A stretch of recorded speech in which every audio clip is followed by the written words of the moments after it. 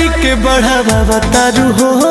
घरवा न कहे रनिया बतारू हो हर दिन विदाई के बढ़ावा बतारू हो घरवा न कहे रनिया बतारू हो कबहू न कोनी राजा तेजिया करो पहिले पहिले देवी पूजन करब असोई हवा कुवर में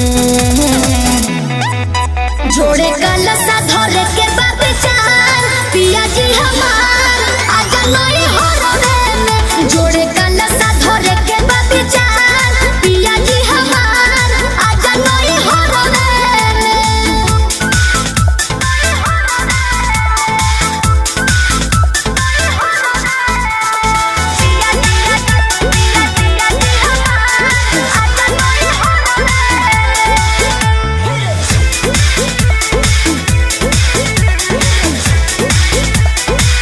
पूजा करे के मन जे बाटे हो रानी बाटे हो अब घर ही करे के साथे हो रानी साथे हो पूजा करे के मन जे बाटे हो रानी बाटे हो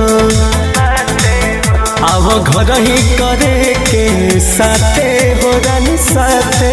हो सोचहूँ बोलम जी तू बाहर पागल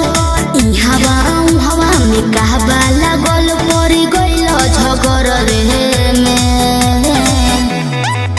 जोड़े कलसा धरे के बाबेचार पिया जी हमार आजा नई हरवे में जोड़े कलसा धरे के बाबेचार पिया जी हमार आजा नई हरवे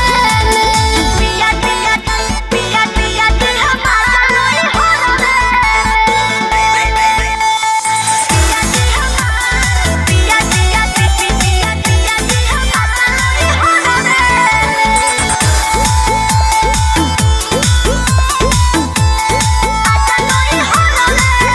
रोकी है नयम कुछ गर्दा हो रानी गर्दा हो जहाँ मन बापुरा ला सरधा हो रानी सरधा हो रोकी है नयम कुछ गर्दा हो रानी गर्दा हो जहाँ मन बापुरा ला सरधा हो रानी सरधा हो मन जोगे अब के तू कही देला बात हंसी खुशी संगे कोइल जाए